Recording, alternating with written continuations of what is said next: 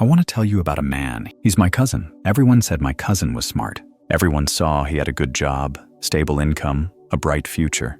Everyone thought he was living a life worth envying. But there were things no one saw. He sat in the gym, watching other people train consistently like machines. He opened his habit tracking app, scrolled through the goals he'd created last month. Then he closed it, because he knew he'd forget about it in a few days, like every time before. Monday, he was full of motivation, new notebook, new plan, new determination. Wednesday, he started negotiating with himself. I'm a bit tired today. Skipping one session is fine. Friday, he surrendered completely. I'll start again next week. This morning meditation, this afternoon reading, tonight running. Tomorrow, a completely different list again. He never did the same thing long enough for it to sink into his bones. Every reason to rest sounded reasonable. I'm too tired today. This week is too busy. After the holiday, I'll be more serious. But added together, they formed an endless chain of failures. He couldn't look in the mirror after giving up for the 10th time. He was ashamed when friends asked about this year's goals. Still working on it, he lied. He knew he was becoming the worst version of himself, day by day. No one believed his promises anymore. His girlfriend looked at him with tired eyes. I know, you'll just quit, like last time, and the time before that. Colleagues laughed mockingly when he talked about new plans. Yeah, good luck this time. 2 weeks. That was his limit with any habit. Books bought and read 3 pages, then forgotten in the drawer, covered in dust. Online courses registered and left there, hadn't even opened the second lesson. He was living in a loop with no escape, hope, effort, failure, self-hatred, then hope again. Until one sleepless night, when everything changed. My cousin wasn't someone who gave up easily. He had tried, really tried. But perhaps that was the problem. He tried the way everyone tries, and got the results everyone gets. 1. Searching for the perfect solution. One evening, after once again missing his gym session, he sat down and decided to find the problem. He opened his laptop, searched how to build sustainable habits. Hundreds of results appeared. He read each article, taking notes in his notebook like a diligent student. He downloaded every habit tracking app on his phone. Habitica turned life into a game. Streaks tracked consecutive days. Forest grew virtual trees when he focused. Coach.me connected with the community. He installed 5, 6 apps, each one for a different goal. He studied every method, every theory about perseverance. Atomic Habits by James Clear he read and underlined throughout the book. The Power of Habit by Charles Duhigg he learned about the habit loop. Tiny Habits by B.J. Fogg he tried the formula, after I, current action, I will, new habit. He read dozens of books on changing habits, filled his journal with principles, rules, secrets. His room was stacked with books about discipline, about motivation, about success. Each book promised a breakthrough. Each one made him believe this time will be different. But knowledge didn't automatically become action. He understood the theory perfectly. He could explain to anyone about the habit cycle, about the role of dopamine, about the importance of environment. But the next morning, when the alarm went off at 5 o'clock, all that knowledge vanished. Only the voice in his head remained whispering, sleep a little more. 2. Seeking external accountability. When he realized self-management wasn't effective, he decided he needed someone to supervise him. He couldn't trust himself, so he had to rely on others. He created a chat group with 5 close friends, named it Team Conquer Yourself. Every morning, everyone had to report whether they'd completed their goals or not. Anyone who didn't report had to buy the whole group coffee on the weekend. The first week, the chat group was lively. People posted gym photos at 6 a.m., showed off the books they were reading, encouraged each other. He felt more motivated than ever. There were people waiting, people watching, people believing. But the second week, messages started becoming sparse. One friend asked for leave because work was busy. Another went silent for a few days, then came back with the excuse, forgot about it. The third week, only 2 people still reported regularly. The fourth week, the chat group died in silence. He didn't blame his friends. They were also struggling with their own lives. They couldn't save him when they themselves were also drowning. So he hired a personal trainer, paid 5 million dong for a 3-month package. This trainer had thousands of followers on Instagram, a six-pack body, and the promise to transform him in 90 days. The first 2 weeks, everything was wonderful. Someone texted to check in every day, reminded him of training schedules, monitored progress. He went to train on time, did the right exercises, ate the right diet. He thought he'd finally found the solution. But then he realized something. The trainer could only remind, not force. When he said, "I'm too tired today, skip one session," the trainer could only say, "Okay, remember to make it up." And he never made it up. After 2 weeks, his messages to the trainer became sparse. "Busy with work today." "This week is too stressful. Let me rest and come back." Then complete silence.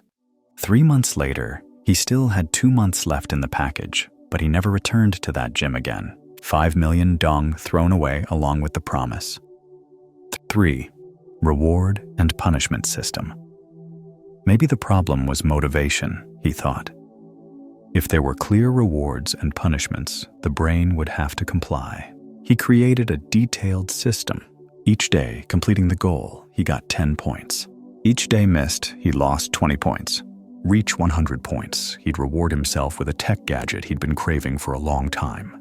Negative points, he'd punish himself by denying things he loved. No watching movies on weekends, no going to his favorite restaurant. He made a colorful Excel spreadsheet tracking each day, each week, stuck it on his bedroom wall to see every morning when he woke up. At first, the system worked well. He trained more regularly, read more books, woke up earlier. Seeing the points gradually increase, he felt happy. This was tangible proof of progress.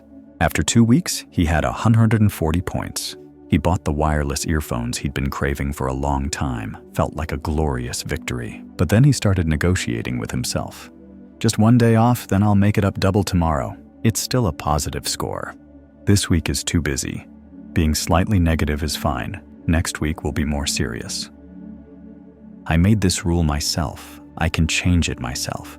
Missing one day doesn't subtract 20 points anymore, just 10. More reasonable." Each exception created a new exception. Each time forgiving himself set a precedent for the next forgiveness. A month later, the Excel spreadsheet was no longer updated. It still hung on the wall, but he no longer looked at it. It became a painful reminder of another failure. 4. The night of awakening, 3 a.m. My cousin lay staring at the ceiling. Another sleepless night. Not because of work, not because of worrying about money, but because of a question that kept lingering in his head. Why can't I do what others can do? He picked up his phone, with no purpose, just to avoid the silence of late night. Scrolled through YouTube. The algorithm suggested a video. Zen monk's daily routine, 800 years without missing a day. 800 years? He thought it was clickbait, but because he had nothing else to do, he clicked on it. The video opened with an image of an ancient temple in Japan. 3:30 a.m. A bronze bell rang out in the darkness, and from the year 1200 until now, every day at that same time, that bell rings. Never late, never early. Exactly 3:30, the monks woke up. Not one of them stayed in bed thinking, "Should I get up today?" Not one of them negotiated, "Getting up at 3:35 is fine too." The bell rings, they get up. Simple as that. He fast-forwarded through the video. Each day of the monks was exactly the same. 3:30 wake up, 4 Zar meditation, 5 new work, 6 Moa breakfast, same time, same order, same movements, 800 years. No change. At first he thought, are they robots? Life like that must be boring. But then the narrator in the video said something that made him stop. They don't fight with themselves every morning. They don't need willpower because they have eliminated the question. Eliminated the question. He sat up in bed. His heart beat faster. All his efforts, apps, books, chat groups, trainers, reward and punishment systems, all were trying to help him win the battle every morning. Help him have enough motivation to answer yes to the question, should I do it today? But the monks don't fight. They don't need motivation because for them, that question doesn't exist. The video continued. The narrator explained a concept called guoji, continuous practice without gaps. When a monk declares his vows before the entire community, he doesn't promise, I will try to meditate. He declares, I am a meditator. The difference seemed trivial, but it changed everything. I will try to meditate. That's a promise. Promises can be broken. Promises need willpower to execute. I am a meditator. That's an identity. Identity isn't what you do, it's what you are. My cousin replayed that part 3 times. The entire community witnesses the declaration. Identity changes instantly.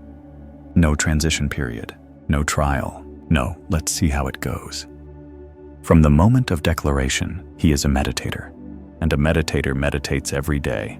No negotiation.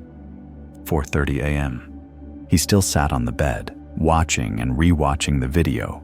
Dawn light began to glimmer through the window. In his head, a small voice began to whisper, maybe? Maybe the problem wasn't that he lacked willpower. Maybe the problem was he was trying to fight in a battle that should never exist. Maybe he needed to stop promising, I will try, and start declaring, I am. He opened notes on his phone, typed a sentence, I am someone who meditates 20 minutes every morning at 5 a.m. for 90 consecutive days. Read it again. Deleted the word will. Deleted the word try. Only I am remained. He sat still, looking at that sentence on the screen. Strange feeling. Heavy. As if those words had physical weight. I am a meditator.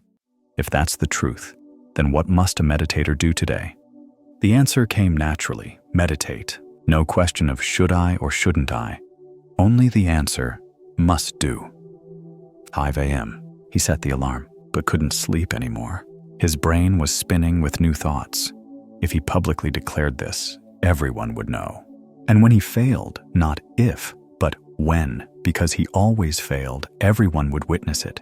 He would have to look them in the eyes and admit once again he was someone who couldn't keep his word. But then he realized that was exactly the key point. All his previous efforts were private. Apps on the phone only he knew. Notebook entries only he read. Even the chat group with friends, when they failed, everyone stayed silent together, forgot together. But if he publicly declared his identity, failure would no longer be private. Failure would become a public betrayal of himself. His brain, a brain evolved over millions of years to avoid being expelled from the tribe, would understand that this failure wasn't just missing a workout session, it was losing social status. And losing social status to the primitive brain was synonymous with death. He needed his brain to fear failure more than fear waking up early. 6 a.m. Sunlight had flooded the room. My cousin sat at the desk, opened his laptop, created a post on Facebook. Finished typing. Read it again. Hand placed on the post button. Heart pounding. This was the point of no return. He clicked post.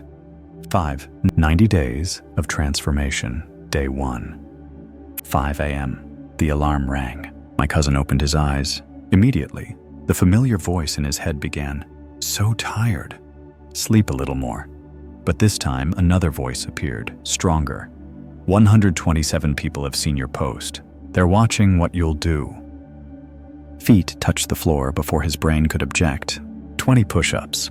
The form wasn't beautiful. Not perfect, but he finished. 10 minutes of meditation. Sat on the mat, set the timer, started. His brain was like a hyperactive child jumping from one thought to another. What am I doing today? When's the project deadline? Why does my back hurt? He couldn't stop the thoughts. But he sat still until the timer rang. 10 minutes of reading. Opened the book he'd left unfinished since last month. Read 3 pages. His brain was tired, but he read for the full 10 minutes. Done. First day completed. He took a photo of the timer, posted a story. Day 190. Completed. Didn't say much, just posted the truth. Day 3. This was the day he usually gave up in the past. Day 3, when the novelty wore off, when the body started complaining, when the brain started negotiating. 4:58 a.m. He woke up before the alarm, looked at his phone. 15 messages from friends. You can do it? Keep going. Day 3 already impressive.